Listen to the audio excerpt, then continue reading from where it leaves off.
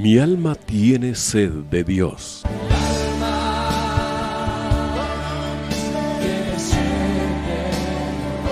Un espacio que reconforta, alienta y motiva a la luz de la palabra de Dios.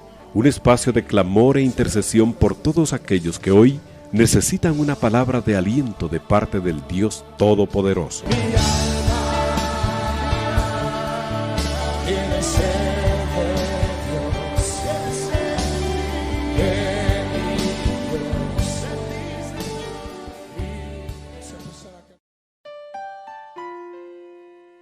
Hermanos, muy buenas noches, que Dios les bendiga. Un gusto poder saludarles nuevamente en este su programa de Mi alma tiene sed de Dios. Agradecemos el favor de su sintonía. Queremos bendecir a todos y cada uno de ustedes en el nombre de nuestro Señor Jesucristo, esperando que su jornada, ya sea que esté culminando, ya haya culminado o esté comenzando, el Señor glorifique su nombre en la vida de todos y cada uno de ustedes, amados hermanos, concediéndoles de su bondad, de su gracia y de su misericordia. Es el deseo de nuestro corazón que el Señor manifieste su señorío en la vida de todos y cada uno de ustedes, en que cada día nosotros tengamos esa oportunidad de ser esos discípulos, esos siervos, esos hijos que agradan constantemente a su Señor. Y bien, amados hermanos, hemos estado y continuamos aún meditando en el tema importante de la venida del Señor. Estamos haciendo algunas reflexiones sobre lo que hemos estudiado en el Apocalipsis. En el programa anterior hicimos algunas menciones sobre la importancia que es para nosotros, o la importancia que tiene para nosotros, mejor dicho, la venida del Señor, y cómo eso influye en que nosotros seamos diligentes en el estudio de la Escritura. Yo quisiera retomar, amados hermanos, en esta oportunidad el tema desde el libro de los Hechos. Usted sabe que el Señor Jesús vino a cumplir una misión, ¿verdad? Esa misión fue salvarnos. ¿Salvarnos de qué? De la pregunta que algunos se hacen. Bueno, en primer lugar nos vino a salvar de la condenación eterna. Vamos a ver, porque no hay nada más terrible que vivir alejado de Dios. Yo creo que una de las impresiones más fuertes que el hombre vivió fue la expulsión del huerto. Amados hermanos, recuerde que cuando Dios creó al hombre y lo creó a su imagen y semejanza, Dios lo puso en un lugar especial, en un lugar único, en un lugar bonito, en un lugar que Dios había preparado. Y desde ahí pues vemos que lamentablemente el hombre pues se ha inclinado siempre a hacer el mal, se ha inclinado a tener preferencia por aquello que está prohibido. Entonces el hombre pues fue expulsado del huerto, y esa fue la primera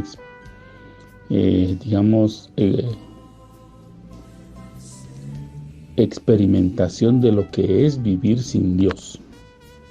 ¿Qué ocurrió? Pues definitivamente Adán dejó de tener comunión con Dios, fueron expulsados de un lugar que Dios había preparado, empezaron a sufrir las consecuencias de no tener una relación íntima con Dios. Empezaron a experimentar pues obviamente que las reglas que el Señor ha puesto, las normas, los principios, las leyes de Dios, pues obviamente tienen un lado de premiación y un lado de castigo. Premiación si se obedecen, castigo si no se obedecen. Pero aún ahí, en medio de esa circunstancia tan difícil, tan lamentable, amados hermanos, Adán y Eva reciben la promesa de parte de Dios de que Él los va a rescatar, que Él los va a salvar, que Él los va a regresar a ese lugar donde tienen comunión con Dios, porque ese es el punto primordial de lo que yo quiero enfatizar en esta oportunidad, que Dios quiere tener comunión con el hombre, interactuar con el hombre, conversar con el hombre, compartir con el hombre.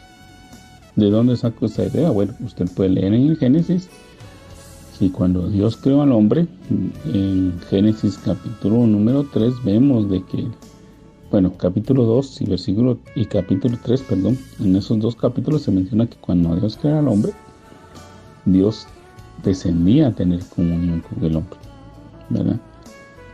Y cuando precisamente el hombre peca, el hombre hace aquello que Dios le ha prohibido, aún así Dios descendió esa tarde a tener comunión con el hombre. Y Dios preguntaba a Adán, ¿dónde estás? Y esa pregunta, amados hermanos, no es que Dios desconociera dónde estaba Adán. Algunos quieren utilizar esa expresión que está en la Biblia como para argumentar que Dios no lo sabe todo, pero esa pregunta, amados hermanos, no es de una forma en que Dios ignore, sino que es una pregunta que Dios está haciendo para que el hombre se ubique, para que el hombre reflexione. Y esa es la pregunta que hoy pues continúa haciéndonos Dios. ¿Dónde estás? ¿En qué inviertes tu tiempo? ¿En qué te estás ocupando?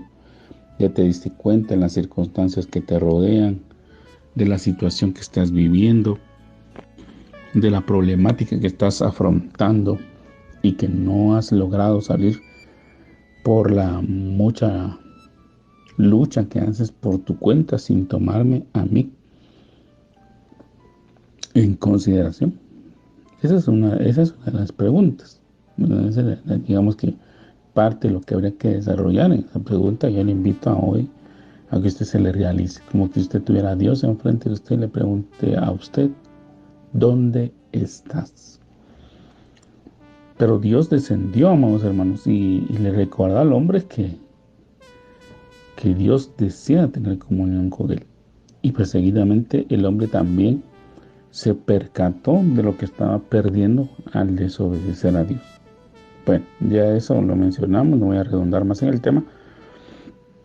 Pero el punto es que Dios envió a su Hijo para rescatarnos de esa situación, ¿verdad? De no vivir más alejado de Dios, porque el hombre ha existido, amados hermanos, no ha vivido.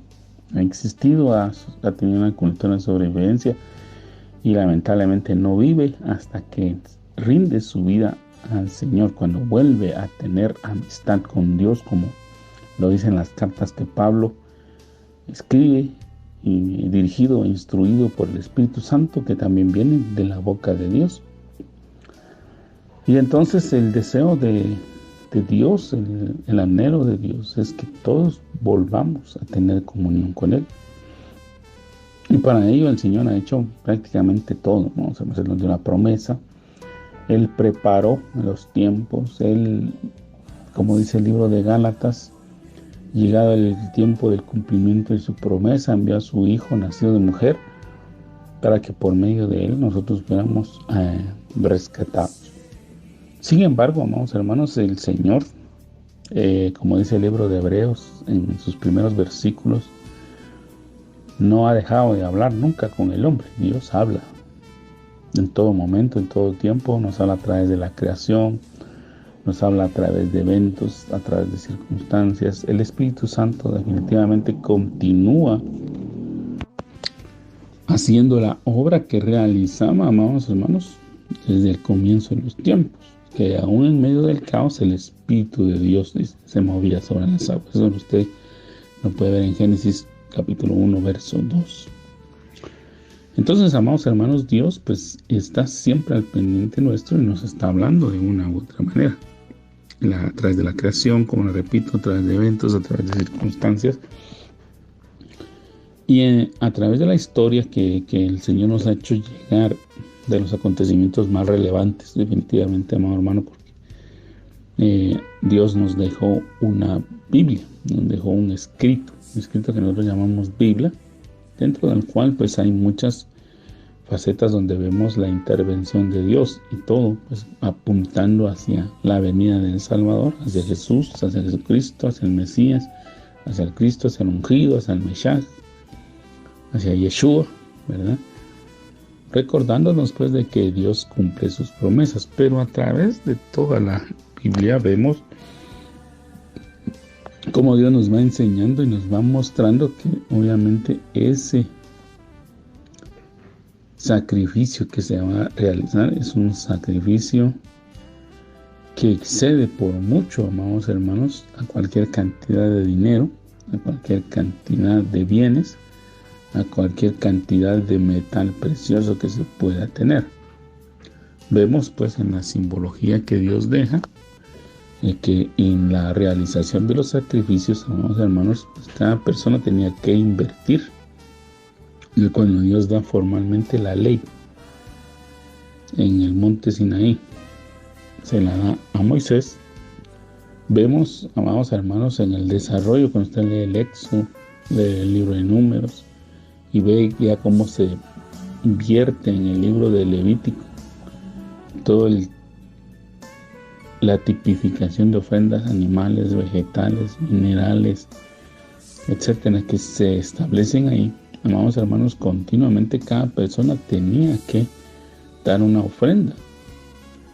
Y esa ofrenda, amados hermanos, pues en muchos casos representaban la vida de animales cuyo derramamiento de sangre, amados hermanos, de alguna manera era el pago que se exigía por haber pecado. Pero si usted se pone a cuantificar, amados hermanos, los sacrificios que cada persona tenía que realizar, ya sea de expiación, ya sea de ofrenda de paz, ya sea de ofrenda voluntaria, de la ofrenda de la mañana, de la ofrenda de la tarde, de la ofrenda de los Shabbats, de la ofrenda de las fiestas anuales, amados hermanos, que tenía que ser continua, ¿verdad? Y estuviese usted en Israel o no estuviese en Israel, tenía que cumplir con la normativa.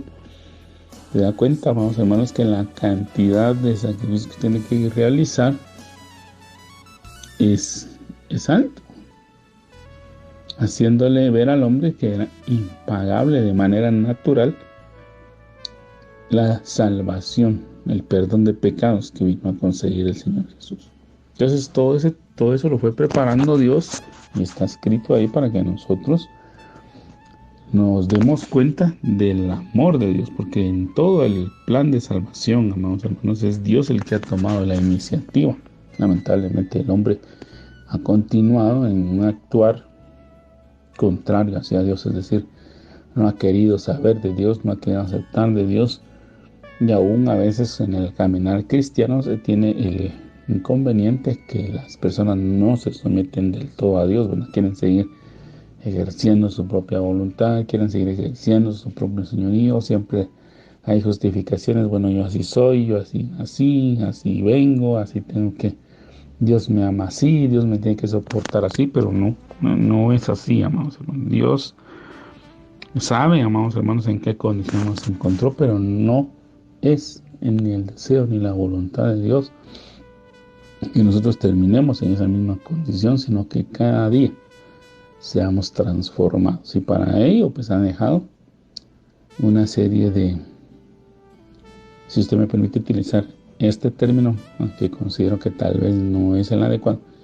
herramientas, como cuáles, como la oración, como la intercesión, como la búsqueda de Dios, como la lectura de la Escritura, número 1, la meditación de la Escritura, que es diferente a la lectura. Número 3, el estudio de la Escritura, que es diferente a las dos anteriores de la lectura y la meditación. Y amados hermanos, en realizar todo esto hay bendición. Definitivamente cuando vamos leyendo la Escritura nos percatamos de lo que Dios desea de cada uno de nosotros, y debería de ser nuestro anhelo precisamente alcanzarlo, porque Dios no pone metas inalcanzables o irrealizables, sino que todo lo que Dios propone es realizable. Pero hay una situación que todo este tipo de cosas demanda, y es, número 1, el compromiso, número 2, la disciplina, y número 3, la voluntad. Bueno, si usted tiene voluntad de hacer las cosas, las va a realizar. Pero, amados hermanos, en Dios no queda. ¿verdad? No es que si alguien se pierde, es que Dios no quiso salvarlo. No, al contrario, Dios ha hecho todo lo necesario para salvarnos. Somos nosotros los que a veces no cumplimos la parte que a nosotros nos corresponde. Entonces, habiéndole mencionado a grandes rasgos, amados hermanos, todo lo que el Señor ha realizado por nosotros, y aún me quedo corto, hemos visto que el Señor, en el libro de los Hechos, capítulo 1, verso 6, Él ya se encuentra resucitado. Y ya ha dado pruebas irrefutables de que Él venció la muerte. De que Él, como sumo sacerdote del orden de Melquisedec, como lo enseña el libro de los Salmos y el libro de Hebreos, y en toda la explicación que el Señor nos envía a través de las cartas que el Espíritu Santo le dicta a Pablo, de que Pablo pues nos hace, que se toma el tiempo de escribir y predicar en su momento, y que nos han llegado a nosotros ya por escrito y que se encuentran dentro de la Biblia. Entendemos que el Señor pues efectivamente fue esa ofrenda que el Señor se comprometió a dar para el perdón de los pecados, y que Él venció la muerte. Y al vencer la muerte pues estaba demostrando que el sacrificio que Él haya realizado, Dios lo aceptó como esa ofrenda única y suficiente para perdonar los pecados, no solo de un hombre, sino de toda la humanidad, porque la Escritura en el Evangelio de Juan capítulo 3 nos deja ver de que Dios amó de tal manera al mundo. Pues en el mundo han traducido las Biblias en español, pero la palabra ahí es la palabra griega que más o menos se pronuncia cosmos. Entonces ya cuando hablamos del cosmos estamos hablando de una dimensión mucho mayor, o sea, que supera por mucho al planeta Tierra, ¿verdad? Se había pensado durante mucho tiempo que la Tierra era el único planeta existente, pero ya con el avance de la ciencia, amados hermanos, y todo lo que hoy en día nosotros podemos conocer, nos hemos percatado de que hay una cantidad infinita, una cantidad respetable, mejor dicho, porque hasta el momento han descubierto millones de galaxias y siguen descubriendo, porque aún no se ha logrado establecer hasta dónde llega el espacio. Se sabe pues que nosotros estamos en un sistema solar donde hasta hace unos años habían 9 planetas reconocidos, y que cada uno de ellos está compuesto de alguna forma, de algún tamaño, de algunas características especiales, que hay estrellas, que hay cometas y toda la gama de situaciones que se ha ido descubriendo con el paso de los años. Entonces, amados hermanos, vemos que el Señor ha hecho una obra grande y maravillosa, y ha escogido la Tierra como ese planeta, ese lugar donde de alguna manera se han desarrollado esos acontecimientos tan importantes. Y creo, amados hermanos, que nosotros deberíamos de considerar la grandeza de Dios, la misericordia de Dios, que habiendo una vastedad de planetas y de sistemas, escogió donde nosotros estamos, esta tierra, para enviar aquí a su Hijo amado y que nos rescatara. Entonces, amados hermanos, en el libro de los Hechos, el Señor ya resucitó, ya nos ha demostrado, ha salido como ese sacerdote, ese sumo sacerdote, que cuando vemos la figura en la ley, Él entraba hasta el lugar santísimo llevando la sangre y la derramaba, y hacía expiación por su vida, por la de los gobernantes, por la del pueblo.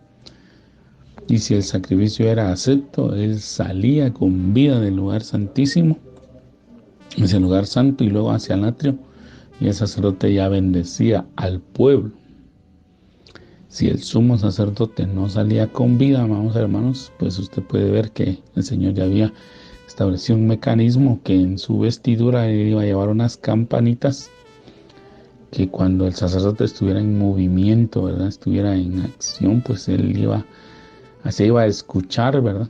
Amados hermanos, sonar de las campanas para que los que estaban afuera, los otros sacerdotes que ministraban junto con él, pero que no tenían el privilegio de entrar hasta el lugar santísimo, dejaran de escuchar el movimiento, lo sacaran. Entonces el sumo sacerdote, amados hermanos, también tenía dentro de sus aditamentos, según lo comentan los historiadores, una soga que se ataba a la cintura para que si en determinado momento él caía muerto delante de la presencia de Dios y la gente dejaba de escuchar las campanitas, pues los sacerdotes que se encontraban afuera del lugar santísimo lo extrajeran, ¿verdad? Porque no podía quedarse un muerto ahí en ese lugar, tenían que sacarlo y obviamente despojarlo de sus vestiduras sacerdotales por mandato de Dios y hacerle sepultura. Entonces era un momento solemne, era un momento que todo el pueblo estaba en la expectativa, amados hermanos, y Jesús lo realiza. Jesús realiza ese rito, tal vez no con la pompa que lo hacían los sacerdotes levitas, que eran los que hasta ese momento estaban reconocidos como para ejercer el sacerdocio, sino Jesús lo realiza a los discípulos. ¿De qué manera? Pues Él resucita de entre los muertos y se le aparece a los discípulos en el aposento alto, en ese lugar donde ellos estaban reunidos. En ese lugar donde estaban reunidos, el Señor se desaparece en la noche y les dice: paz a vosotros, shalom a ustedes. Y Él da una bendición que excede a una bendición sacerdotal que estaba descrita en el capítulo número 6, verso 23 en adelante del libro de Números. El Señor da un shalom. Ese shalom que no solo significa paz, amados hermanos, sino que es una bendición. Es que Dios bendiga todas y cada una de las áreas de la vida del ser humano. El área económica, el área familiar, el área laboral, el área espiritual, etcétera, amados hermanos. Es una bendición completa. Entonces el Señor estaba enseñando, estaba mostrando, y llama la atención, amados hermanos, que en los pasajes del 1 al 11 leemos lo siguiente. Pasajes del 6 al 11 del capítulo 1 del libro de los Hechos dice: entonces los que se habían reunido le preguntaron diciendo: Señor, ¿restaurarás el reino de Israel en este tiempo? Hemos estudiado, hemos leído, amados hermanos, que el pueblo de Israel estaba en cautiverio en ese momento. Estaba bajo el yugo de los romanos. Obviamente los romanos habían establecido pues su sistema político, su sistema impositivo, es el pago de los impuestos, y su régimen militar sobre todas las áreas conquistadas. Habían dado la concesión de que se siguiera practicando la religión de cada nación conquistada, pero definitivamente con la limitación de que no se estuviera promoviendo la rebelión, la sedición, o se estuviera hablando mal en contra de los gobernantes. Y se sabe por estudios que se han realizado de la historia, amados hermanos, que los romanos mandaron a colocar en la fachada del templo de Jerusalén los símbolos del Imperio Romano. Algunos dicen que mandaron a poner escudos, otros que habían puesto las águilas imperiales. Eso es lo que algunos argumentan, ¿verdad? Y le menciono todo esto, amados hermanos, porque estaban en esa situación, en ese cautiverio, y los israelitas han guardado o han atesorado en su corazón que un descendiente de David, y un Mesías, porque Mesías significa ungido, es decir, ungido para reinar, y al igual que David lo hizo, que venció a los enemigos del pueblo del Señor y los libró y les brindó cierta paz, ¿verdad? De esa forma se tenía que levantar un descendiente de David, y lo han esperado y lo siguen esperando, amados hermanos, para que los liberte de toda la cautividad. En ese momento esperaban que lo libertara del lazo de los romanos, que esa extensión duró varios años, inclusive hasta el año 70 y un poco más.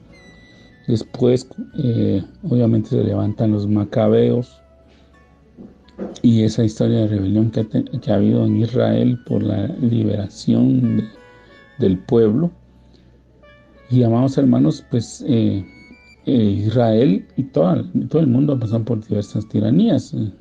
Vemos que tiranías o hombres malvados que han querido dominar al mundo, amados hermanos, siempre se han querido levantar y se siguen levantando al día de hoy. Algunos a través del dominio armamentista, ¿verdad? Las armas atómicas, ahora han pasado a armas biológicas, a una serie de armamentos con los cuales amenazan la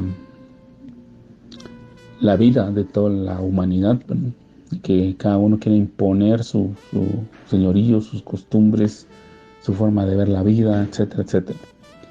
Y otros, pues a través de la política, a través de la forma en que ellos hablan y que ellos expresan, otros a través de la religión y otros a través de ciertos ritos o costumbres. Esa ha sido la lucha, la pelea que hay hasta el día de hoy.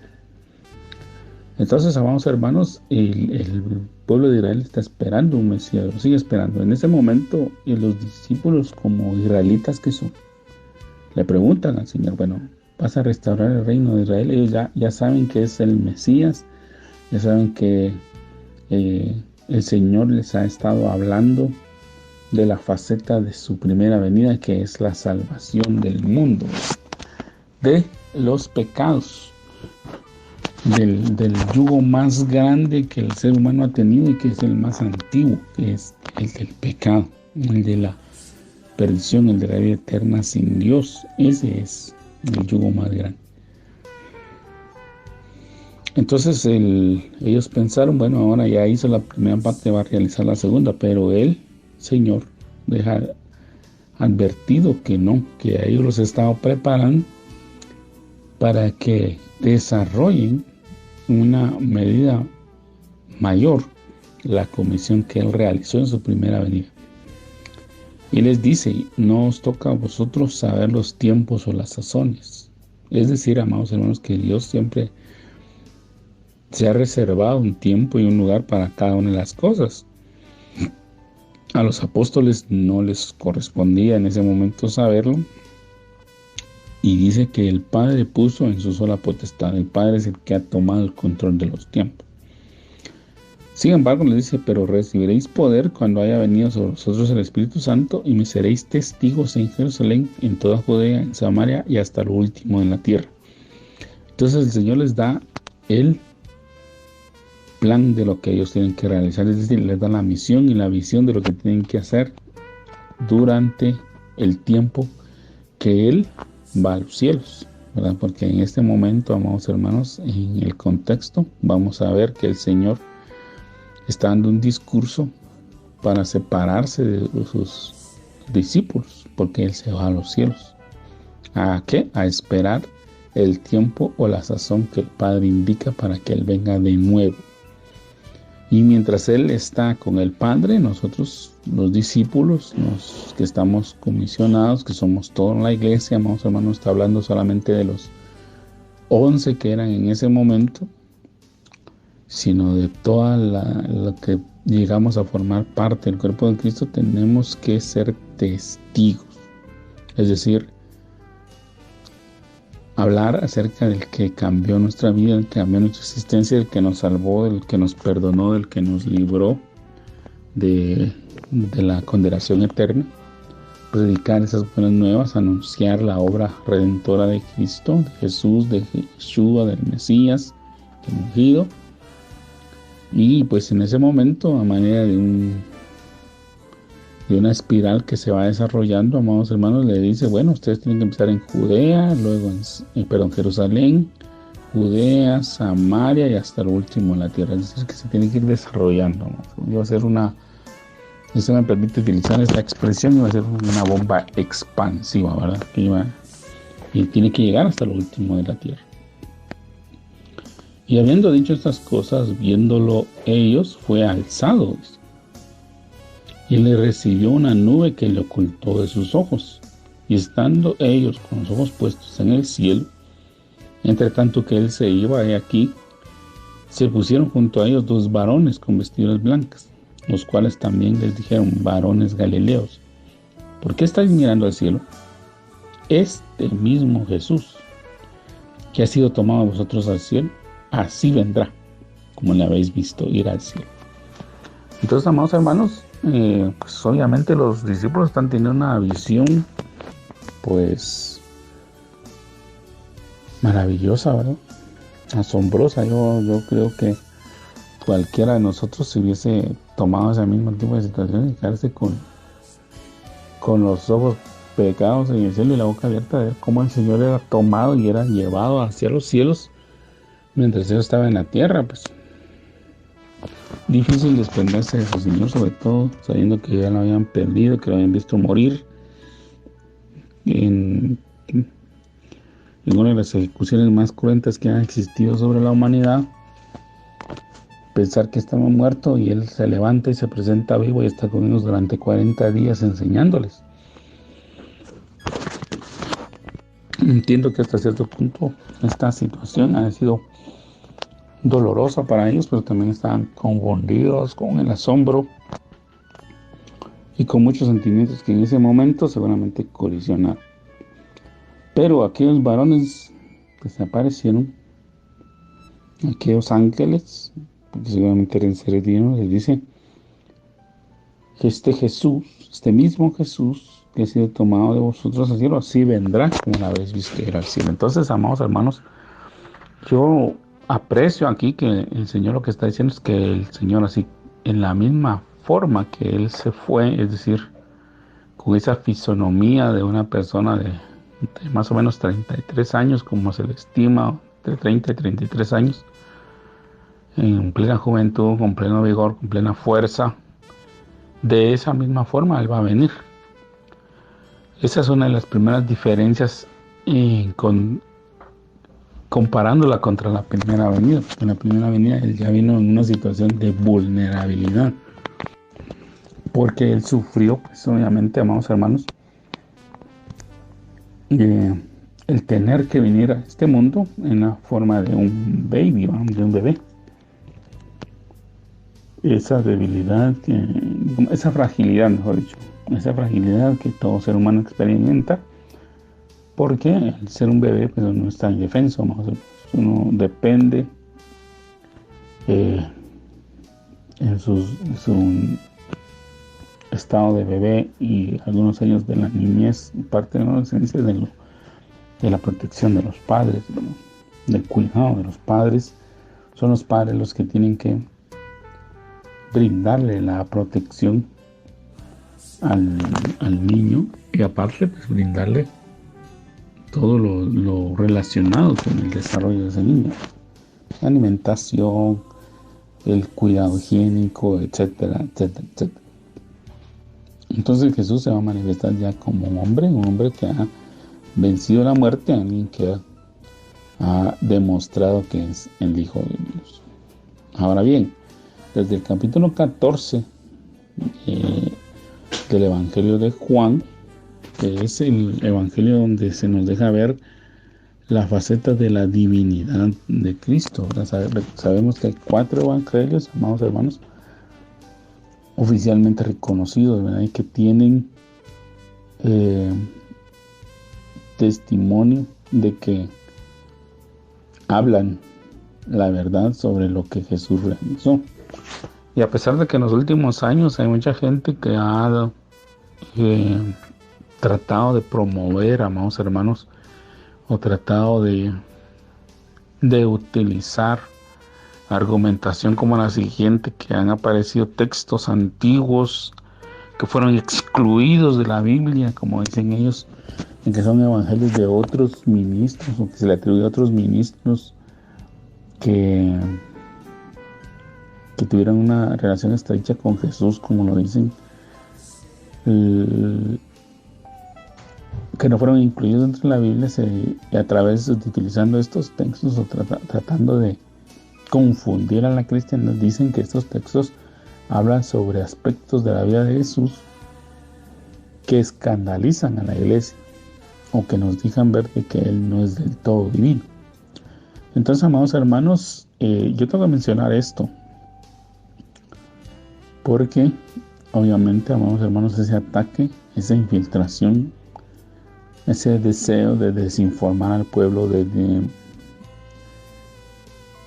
hacer que la gente dude de su fe o que los debilite, amados hermanos, porque algunos, el problema es que no quieren afirmarse, ¿verdad? No quieren desarrollarse, sino que andan fluctuantes ahí, y si hoy les habla cierto ministro, ahí van con el ministro, y si luego ya no quieren andar con ese ministro, se van con otro, y así están, y nunca ponen de su parte para afirmarse. Nunca leen la escritura, nunca estudian, nunca meditan, nunca reflexionan, no oran, no buscan tener comunión con el Espíritu Santo. Pues definitivamente, amados hermanos, en ese va y ven es que van a tener esta problemática. Entonces, dentro de esos documentos, amados hermanos, que en términos de la cristiandad actual y de los estudiosos de la Biblia se han llamado libros apócrifos, se han llamado así porque son libros que no son reconocidos, ¿verdad?, como inspirados. Eso es lo que de alguna manera quiere dar a entender el término apócrifo. Aparte, entre otros significados que se le puede dar, es los no incluidos. Algunos pues han estado ahí, amados hermanos, ya con la evolución de la tecnología, pues a través del internet usted puede accesarlos y leerlos, y se va a dar cuenta pues que definitivamente, amados hermanos, hay formas en las que estos se presentan que definitivamente no concuerdan con el texto inspirado.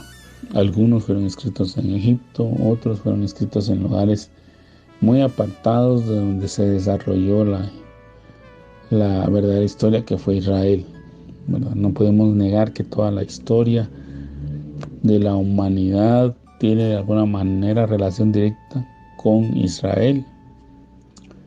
Y el Señor Jesús nació en Israel y ahí desarrolló su ministerio, amados hermanos, y aunque nosotros lloremos, hagamos berrinche, nos neguemos, pues el Señor nació en Israel y ahí realizó su ministerio. Entonces, amados hermanos, de ese tipo de textos, entre los cuales puedo mencionar el Evangelio de María, el Evangelio de María Magdalena, que dicen que existe, el Evangelio de Pedro, el Evangelio de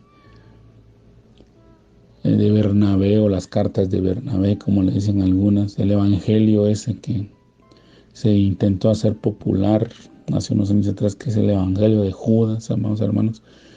Todos esos libros no están incluidos dentro del canon bíblico, primero porque cuando usted los lee no tienen ninguna relación con lo que está escrito en la Biblia. En la Biblia, si usted la ha leído, se va a dar cuenta que tienen un mismo tema, un mismo hilo conductor, a pesar de los diferentes estilos de redacción y la riqueza literaria que tiene la Biblia, porque tiene prosa, tiene poesía, tiene historia, tiene narrativa, etc.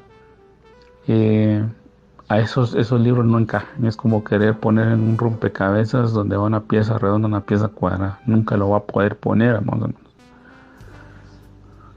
En esa forma, ¿verdad? Lo va a tener que recortar, lo va a tener que adulterar, que es como lo han querido hacer ahora. Lo adulteran o tratan de sembrar duda en la cristiandad, y por eso es que mucha gente, amados hermanos, en lugar de afirmar su fe, lo que hace es buscar pretextos como para no comprometerse con, ya veo que la escritura tiene contradicción, ya ve que es que fulano dice esto, es que ya ve que el historiador X dice esto, pero nunca se ponen a investigar.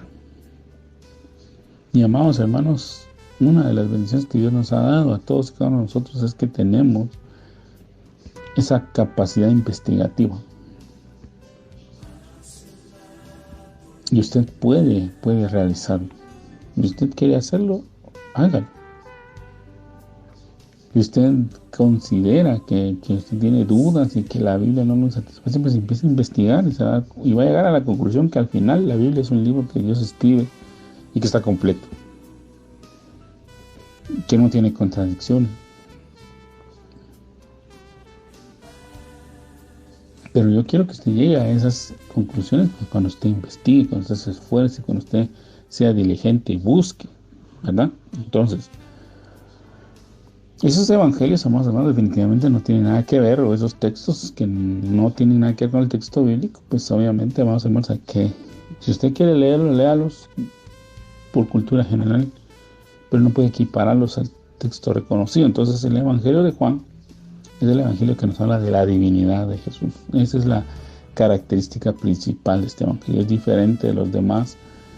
Solo menciona algunos hechos comunes con los otros evangelios, porque obviamente, amados hermanos, ya teniendo 3 evangelios que hablan de esos acontecimientos de la Escritura, y sobre todo el precepto o el mandato que Dios dio, que por boca de 2 o 3 testigos se declarará como cierto todo asunto, pues obviamente al haber ya 3 evangelios, amados hermanos, que dan testimonio sobre ciertos acontecimientos de la vida hechos de Jesús, más que suficiente.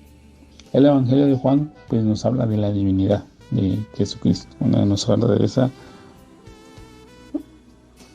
de esa impresionante forma de ser del Señor, que Él mezcló o vivió en lo divino y vivió en lo humano y hubo equilibrio. Que esa es la forma en que nosotros nos deberíamos de conducir, porque ahora somos hijos de Dios, pero no por ser hijos de Dios nos tenemos que exaltar de tal manera, amados hermanos, que ya pensemos que podemos pisotear, humillar, dañar a las personas y vivir como se nos pegue la gana, porque eso no es correcto. Nosotros debemos de vivir en santidad, debemos de vivir en paz, debemos de vivir agradando a Dios. Entonces, en el evangelio de Juan, que nos habla de la divinidad, el Señor está hablando como Dios, está en los discursos más profundos que hay en la Escritura, obviamente que nos conducen, amados hermanos, a otra forma de pensamiento, y nos dice en el evangelio de Juan capítulo 14, no se turbe vuestro corazón, creed en Dios y creed en mí. En la casa de mi Padre moradas muchas hay, dice esta versión que estoy leyendo, y si no os hubiera yo dicho, pues yo voy a preparar lugar para vosotros, y cuando me fuere preparar lugar para vosotros, de nuevo vengo. Mire cómo es esta escritura, de nuevo vengo. Yo os acogeré a mí mismo, para que donde estoy yo, también vosotros estéis, y a donde yo me voy, sabéis el camino. Entonces Él fue a la casa del Padre, Él fue a los cielos a prepararnos una morada, a prepararnos un lugar, a prepararnos una habitación, a prepararnos un lugar para que habitemos con Él. Y Él tuvo que ir a hacer ese trabajo, amados hermanos, porque obviamente vuelvo al tema de que ha sido la iniciativa de Dios salvarnos. Pero obviamente, como lo leímos en el libro de los Hechos, el Señor ha establecido los tiempos y las sazones, el Padre, ¿verdad? Dios el Padre es el que ha establecido. Él envió profecías de que el Señor iba a venir, que Jesús iba a manifestar, que el Salvador iba a venir, pero se cumplieron cuando Dios el Padre dijo, bueno, ya es el tiempo, es el momento, y manda a su Hijo. O sea, ese sacrificio es tomado y obviamente va a venir una segunda vez. Esta segunda vez, al igual que la primera, tiene sus facetas. Porque cuando el Señor vino la primera vez y nació un grupo, mientras el Señor se desarrollaba, había un grupo que supo sobre su venida. Entre esos está María, ya hablamos de ella, obviamente la madre de Jesús, luego José, luego Elizabeth, la pariente de María, luego, amados hermanos, los pastores, los ángeles vinieron a anunciar el nacimiento del Mesías. Luego aparece Simeón, que ya mantenía en el templo y que había recibido la promesa de que no iba a morir hasta que era el Salvador. Luego Ana. Entonces, amados hermanos, ahí vemos el desarrollo pues de esa primera faceta, que eso se tiene que equiparar a la iglesia, ¿no?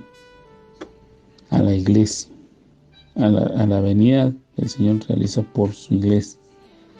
Luego, años después, el Señor pues ya hace aparecer a su emisario, al emisario que él había destinado para el efecto, que iba a venir en el espíritu y en el poder de Elías, que en este momento lo ejerce Juan, el que nosotros llamamos el Bautista, y ya aparece Jesús en su manifestación pública hacia todo Israel, hacia toda la humanidad, porque recordemos que Jesús ejerció su ministerio, amados hermanos, en la tierra, en la cual las fiestas principales como la Pascua, como tabernáculos y como la de la expiación, amados hermanos, que son las fiestas principales de 7 que el Señor establece,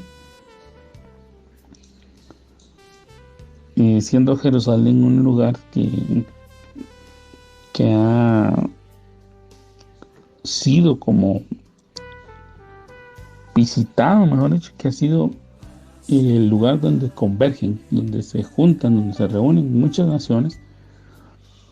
Cuando Jesús vino, obviamente en Israel había gente, amados hermanos, de muchas nacionalidades. Se nos hace ver que Jesús sanó a la hija de una sirofenicia, que el Señor salvó al sanó y salvó a un siervo de un centurión romano. Y pues obviamente al estar en esas fiestas, amados hermanos, tan tremendas, esas fiestas que reúnen reúnen porque todavía a la fecha de hoy en Israel las fiestas que se realizan como la Pascua, el tabernáculo y las que ahí continuamente hay, amados hermanos, reúnen a multitudes de personas de todo el mundo. Son millones de personas las que llegan ahí. Pues en aquel entonces también se realizaba de esa misma forma. Claro que el viaje era más extenso, amados hermanos, se realizaba a pie, a veces montado en bestias, pero el punto es de que convergía gente de muchos lugares. El comercio, pues obviamente también, amados hermanos, ha influido en que la gente de otros lugares viaje, ¿verdad? La venta de perlas preciosas, importación de telas, etcétera, todo aquello que se realiza hacían que gente de muchas nacionalidades, de muchos lugares convergieran en Israel. Entonces, cuando Jesús llega y se manifiesta, habían representantes de todas las naciones ahí. Y Jesús realiza su ministerio. Hay quienes dicen que lo hizo en un año, y entonces obviamente tocó las 7 principales fiestas que ahí se realizan. Pues otra versión dice que Jesús estuvo 3 años y medio. Pues obviamente estuvo también en las principales fiestas, dando enseñanzas grandes, enseñanzas profundas, enseñanzas que revolucionaron la mente, el corazón, no solo de los israelitas, sino de todos los que lo escucharon, que lo llevaron a las demás naciones, y que obviamente los discípulos después tienen el privilegio de anunciar. Pero el punto es, amados hermanos, que así como en la primera venida hubo esas 2 facetas, en la segunda también. Y ya en esa venida que nosotros estamos esperando viene una por la iglesia, y después de haber tomado la iglesia y de realizar las bodas del Cordero, y que en la tierra se realice la tribulación y la gran tribulación, entonces, amados hermanos, viene su manifestación pública a toda la humanidad. Entonces, amados hermanos, voy a retomar una parábola del capítulo 12 de Lucas. Y lo tengo que leer porque, amados hermanos, mientras el Señor se va, nosotros tenemos la labor de siervo, de discípulo, de hijo de Dios, de ministro, ¿verdad? Entonces tenemos que tenerlo claro. Entonces en el Evangelio de Lucas capítulo 12, verso 34 en adelante leemos: porque donde está vuestro tesoro, ahí estará también vuestro corazón. Entonces la pregunta, aquí escogí este texto como inicial, porque la pregunta que nos tenemos que hacer en esta noche, amados hermanos, ¿dónde está nuestro tesoro? Obviamente el tesoro más grande que hay es Cristo, es el Señor, porque Él nos da la vida. Y no solo esta vida terrenal, sino también la vida eterna. Él ha venido a darnos vida y vida en abundancia, dice en el capítulo 10 del Evangelio de Juan. Él nos da salvación, nos da vida eterna, Él nos provee, nos suple de todas nuestras necesidades. En Él está la vida, amados hermanos. La vida verdadera y genuina está en Él. Entonces la pregunta es, ¿dónde está vuestro tesoro? Si nosotros lo tenemos en las cosas temporales, amados hermanos, pues definitivamente debemos de preocuparnos. Pero si está en las cosas eternas, debemos de todos modos seguir aumentando ese erario, aumentando ese tesoro. Porque dice la Escritura, pues, que si nosotros fuimos fieles en lo poco, sobre mucho se nos pondrá. Y obviamente el deseo nuestro es que podamos estar con el Señor por la eternidad. Entonces, verso 35 dice: estén ceñidos vuestros lomos, es decir, que estemos preparados, y vuestras lámparas encendidas. Fíjense, amados hermanos, ceñidos los lomos, es decir, que estemos preparados, y lámparas encendidas, es decir, por si en medio de la oscuridad nos toca salir. Esa lámpara encendida, amados hermanos, en Israel, pues estaba encendida por medio del aceite.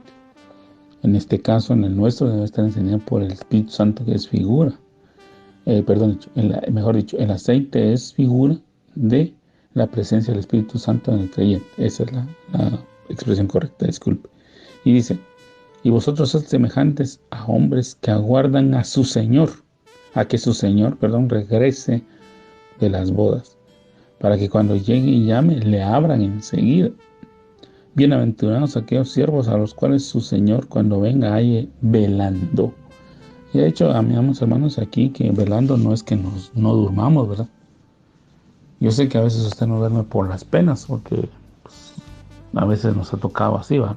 Que la situación es tan complicada que a veces no dormimos, pero a veces no porque dejemos de dormir las cosas se solucionan, no, hermano, sino que al contrario. Nosotros debemos de reposar porque es parte de nuestra salud, sino que debemos de confiar en el Señor. Pero aquí lo que se está refiriendo es que estemos preparados, es que estemos atentos a todos los acontecimientos y sepamos que el Señor viene. Este es el punto aquí. Que nuestro espíritu esté despierto, que estemos preparados, que estemos listos, que estemos con el oído atento, ¿verdad? Y aunque venga la segunda vigilia y aunque venga la tercera vigilia, si los hallare así, bienaventurados son aquellos siervos. Entonces, amados hermanos, aquí vuelvo a insistir. El Señor no está diciendo: miren, yo voy a venir en tal momento, ¿verdad?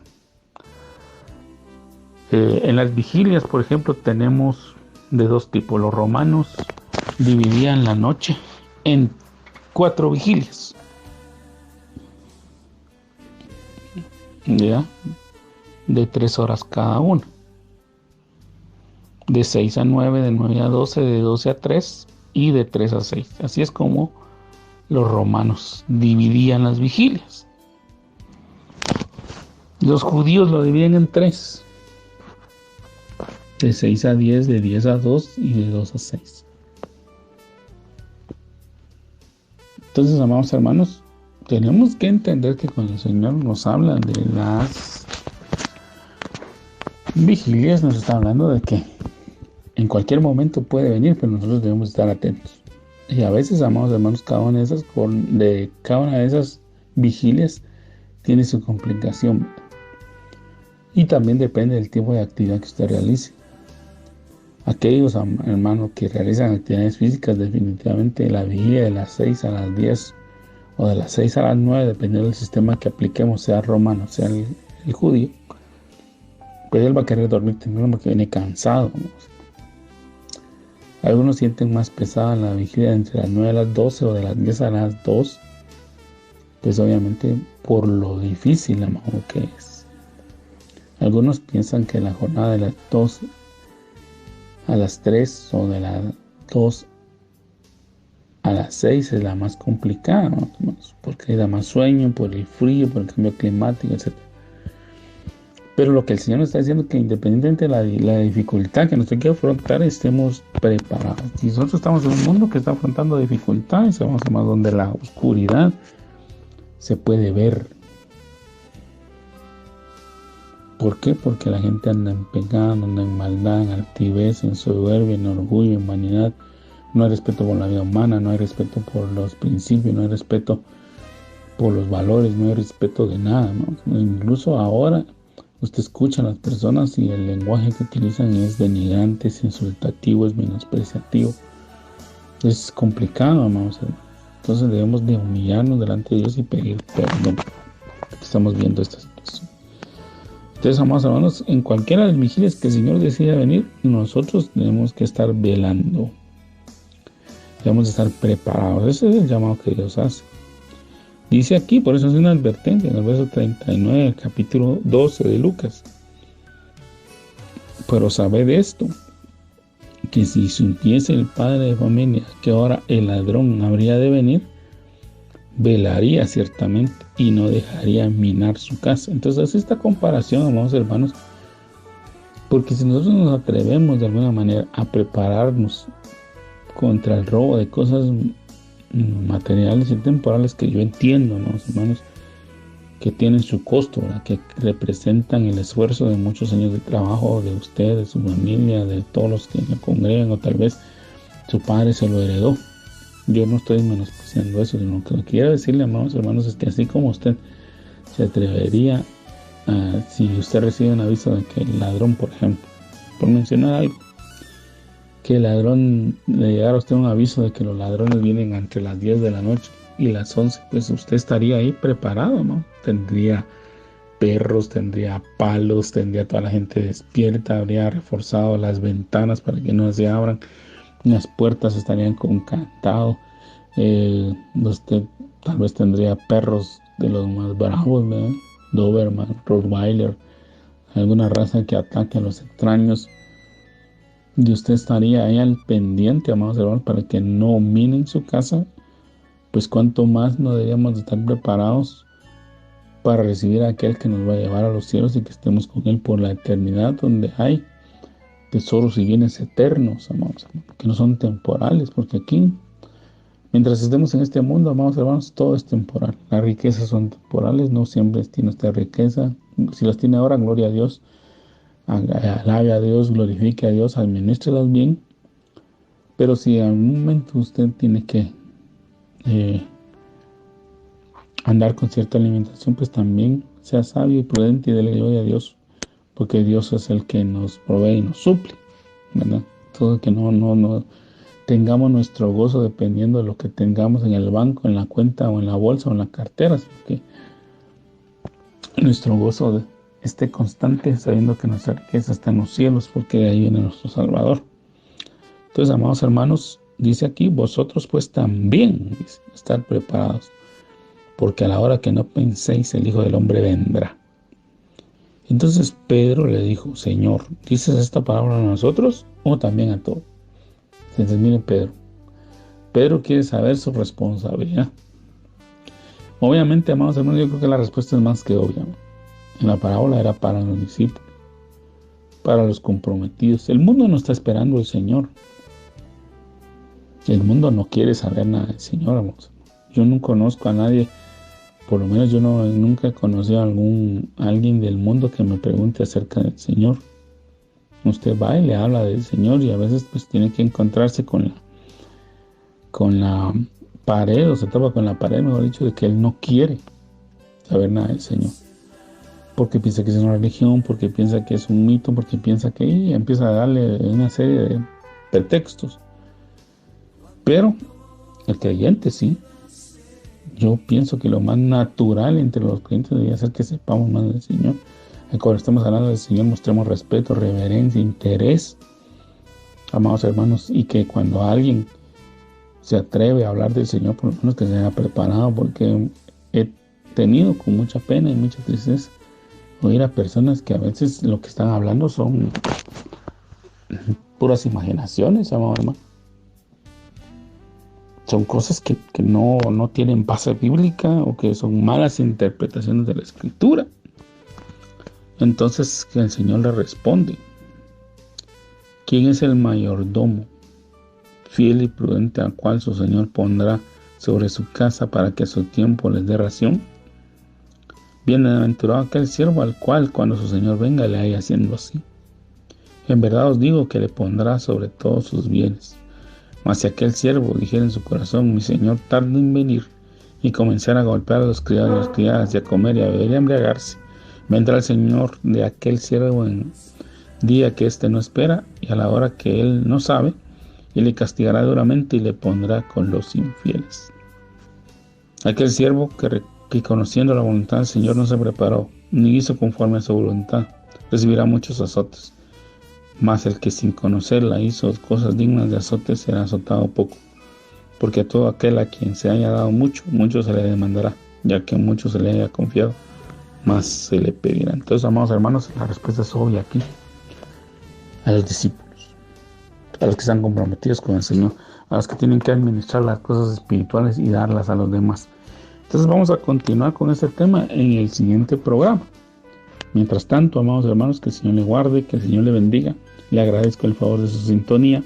Que pase una bendecida noche y será en otra oportunidad, si el Señor así lo concede, que hablaremos nuevamente acerca de la palabra del Señor.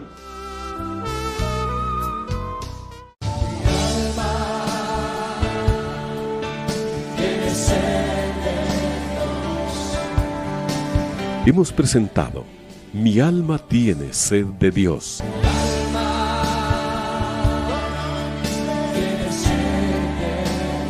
Te invitamos a escuchar nuestra próxima audición cuando nuevamente estaremos delante del Señor exclamando: